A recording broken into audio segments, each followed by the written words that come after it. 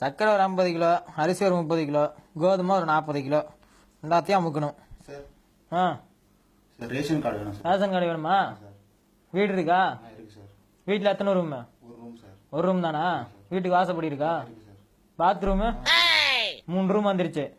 3 room இருந்தா ration கார்டுலாம் கொடுக்கூடாது அப்படின்னு rule. Ration card இல்லை, கிளம்பு.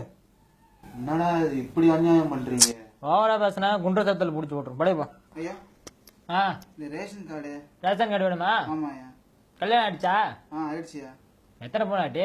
ஒரு பொண்டாட்டி தான் ஐயா. ஒரு பொண்ணாட்டி தானா? எத்தனை குழந்தைங்க? 3 குழந்தைங்க. 3 குழந்தைங்களா? ஆமாய்யா.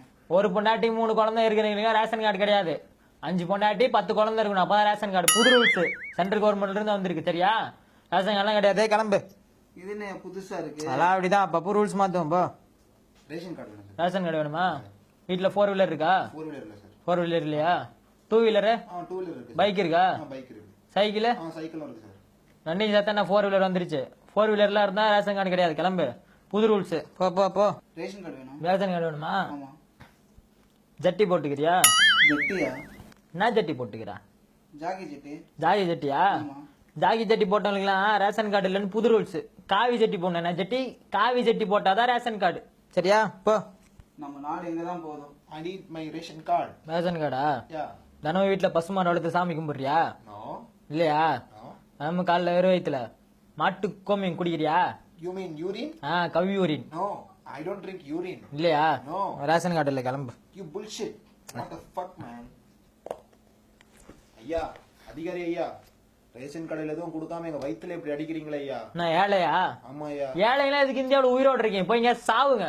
அதனாலதான் புது புது திட்டம் கொண்டு வந்து ஏழைங்க எல்லாத்தையும் கொள்றோம் இந்தியாவில். இப்படி புது புது திட்டம் எடுத்துட்டு வந்து எங்க குடும்பத்தை அடிக்கிறீங்க, எங்களை ரொம்ப குடும்பப்படுத்துறீங்க ஐயா. நீங்க நல்லாவே இருக்க மாட்டீங்க, நாசமா போயிடுவீங்க. இங்க இங்க ஒரு நிமிஷம். ஐயா ஐயா ஐயா, ஓவரா பேசுனீங்களா? இப்படிதான் அவுத்து விட்டு விடுவோம். கார் துடிக்க துணி கிடைச்சது. ஐயா, ரேஷன் கார்டும் தர மாட்டேங்கிறாங்க, ரேஷன்ல பொருளும் தர மாட்டேங்கிறாங்க, வீட்டுல குழந்தையெல்லாம் பட்னியா கிடக்குது ஐயா. நீங்க தான் காப்பாத்தணும் ஐயா. விடு விடு, எல்லாத்தையும் நான் பாத்துக்கிறேன். உள்ள போய் நான் பேசுறேன். ரொம்ப நன்றிங்க ஐயா.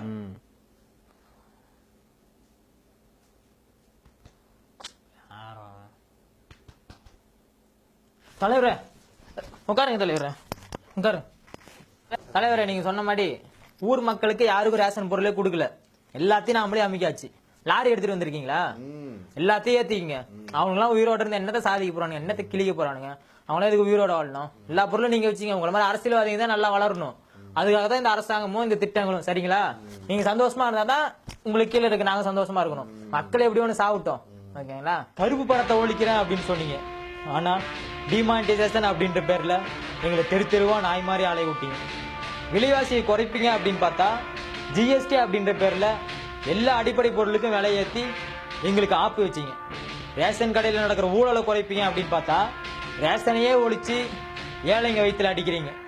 கேஸ் சிலிண்டருக்கு மானியம் கொடுக்குறோம் அப்படின்ற பேர்ல பேங்க் அக்கௌண்ட் ஓபன் பண்ணுங்க, ஆதார் கார்டு எடுங்க அப்படின்னு சொல்லிட்டு எங்களை அலைய விட்டுட்டு இப்போ கேஸ் சிலிண்டருக்கு மானிய ரத்து அப்படின்னு அதிர்ச்சி அறிக்கை வெளியிடுறீங்க. உண்மையிலேயே நீங்க பைத்தியம் தானா இல்ல பைத்தியம் மாதிரி நடிக்கிறீங்களா? Spirulina Organic Products. நாங்கள் தலித் மக்களை நிர்வாணப்படுத்துவோம், மாட்டிறைச்சி சாப்பிடுவர்களை அடித்து கொள்ளுவோம், விவசாயிகளை நிர்வாணமாக்கி நடுரோட்டில் அலைய விடுவோம், அப்துல் கலாம் சிலைக்கருகில் பகவத்கீதையை வைத்து மத கலவரங்களை உண்டாக்குவோம், நாட்டில் ஏழைகளே இருக்கக்கூடாது என்பதற்காக ஏழைகளையும் அடித்தட்டு மக்களையும் கொல்லுவோம். இதுவே எங்கள் கட்டளை, கட்டளையின் சாசனம். ஆனால் இதை நாங்கள் புதிய இந்தியா, டிஜிட்டல் இந்தியா, ஏழைகளின் இந்தியா, வாழ்ந்தோரும் இந்தியா என்று பெருமையாக பீற்றிக்கொள்வோம். நிலை மாறும் உலகில் நிலைக்கும் என்ற கனவில் வாழும் மனித